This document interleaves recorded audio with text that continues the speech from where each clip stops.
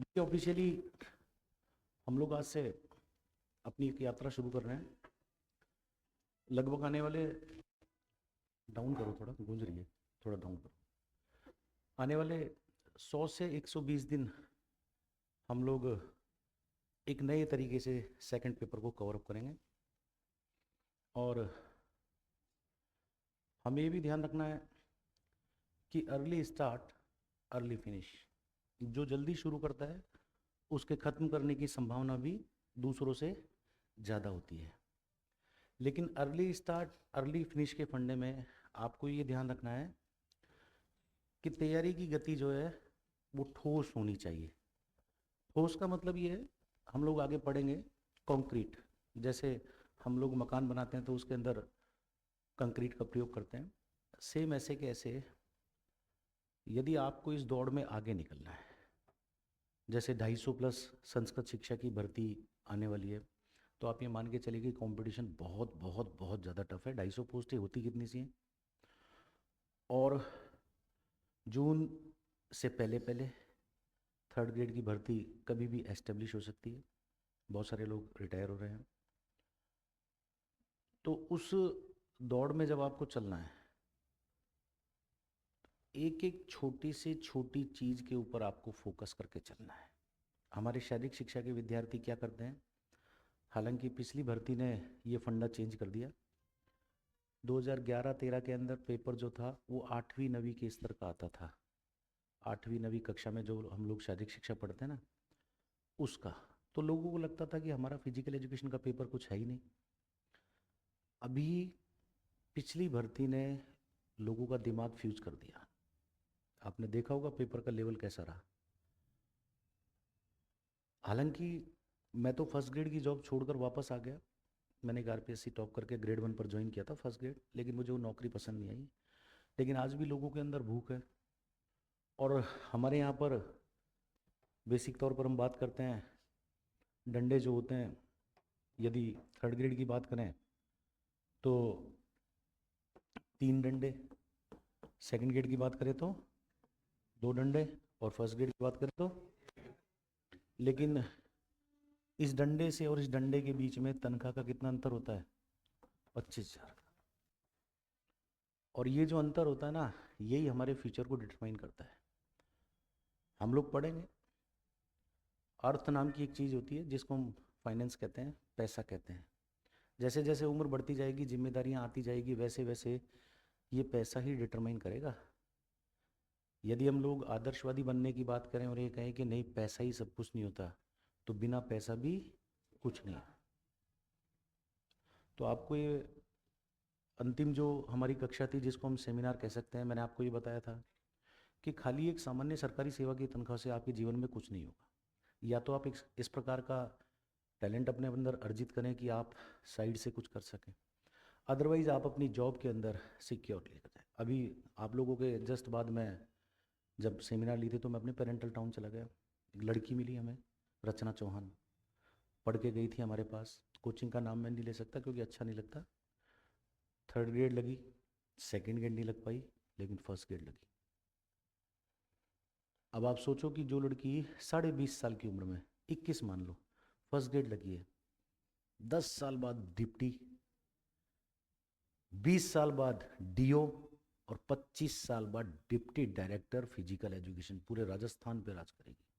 22 साल की वो लड़की 21 साल की अभी है। 21 में यदि हम लोग 25 जोड़ें तो कितना हो गया?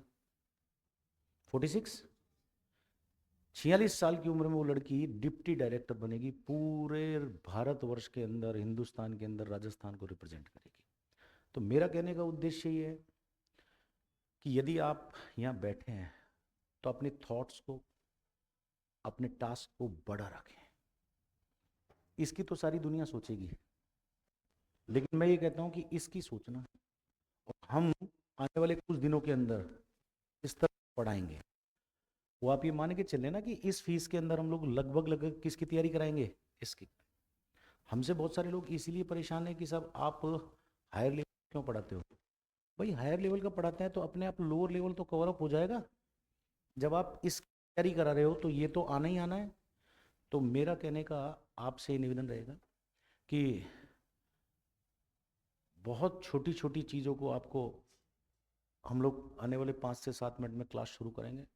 बहुत छोटी छोटी चीज़ों को आपको बहुत ज़्यादा ध्यान देकर चलना है। मैंने ये प्लान किया है कि ये छोटा सा एक हमारा परिचय है, और जहाँ से हमने यात्रा शुरू की थी वो यहाँ सैनी स्कूल से शुरू की थी। तो हम भी कभी आपकी तरह 3rd ग्रेड में लगे थे, फिर कभी QS का एग्ज़ाम दिया, 2nd ग्रेड का दिया, कोच बने, 1st ग्रेड बने, वापस छोड़कर हम लोग क्रीड़ा परिषद के अंदर आ गए। लेकिन ये तब हो पाएगा जब आपकी सोच लोगों से अलग होगी, और आप ये सोचोगे सामान्य तरीके से सब पढ़ेंगे, सबके पास एक जैसे नोट्स होंगे। मैंने उस दिन आपको कुछ की पॉइंट्स बताए थे, यदि उन्हीं नोट्स के अंदर आपको और कुछ करना है तो मेरी एक ताली के साथ दूसरी ताली आपको बजानी होगी, और तब जाकर आप लोग टॉपर्स की कैटेगरी के अंदर आ पाएंगे।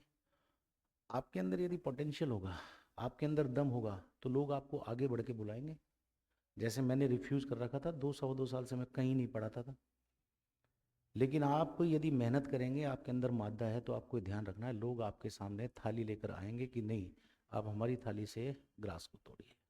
तो कंसिस्टेंसली, और ऐसा नहीं है कि हम भी शुरू से कभी इंटेलिजेंट थे। मैं जब BSc फर्स्ट ईयर की थी तो मुझे कोशिका था, हम लोग, और कोशिका क्या होती है पूरी हमने ग्रेजुएशन कर ली, हमें समझ में नहीं आया, लेकिन आवश्यकता आविष्कार की जननी होती है।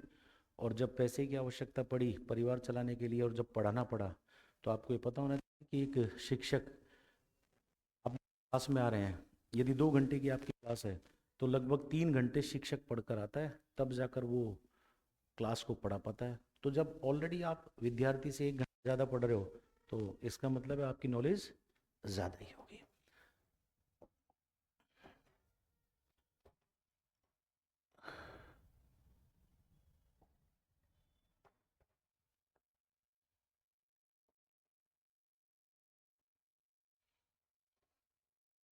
थोड़ा सा क्या है कि नया पैनल है ना, मैं न्यू लाइन के पैनल पे काम करता हूँ, तो हमें थोड़ा सा इसको समझने में टाइम लगेगा। ये थोड़ा एनालाइज कर दो, कैसे एनालाइज होगा, फुल पेज पे लगा दो।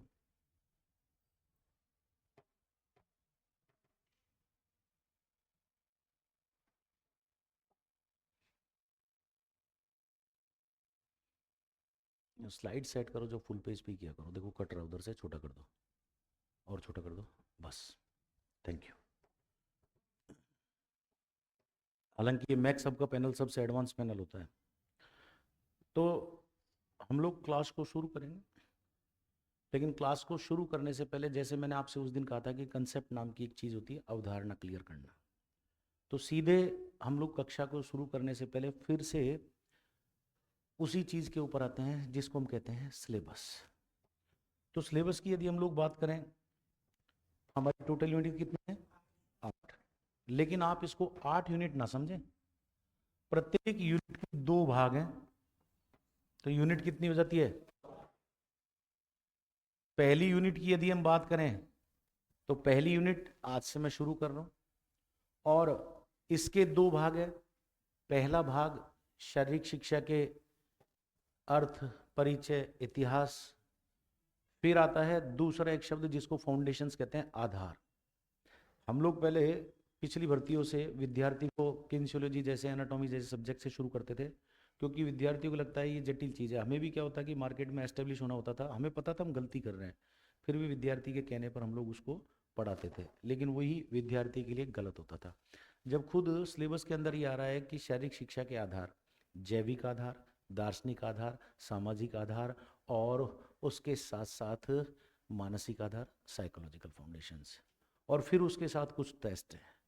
तो जब ये आधार है, तो मुझे बताइएगा कि हम लोग इस बिल्डिंग के ऊपर आए तो डायरेक्ट जंप कर आए या नीचे से ऊपर आए, और नीचे इसका आधार है या ऊपर आधार है, नीचे आधार। तो इसका मतलब हम पहली जो चीज़ है वो नीचे से ही शुरू करेंगे, आधार और शारीरिक शिक्षा के अर्थ, इतिहास को पढ़ेंगे।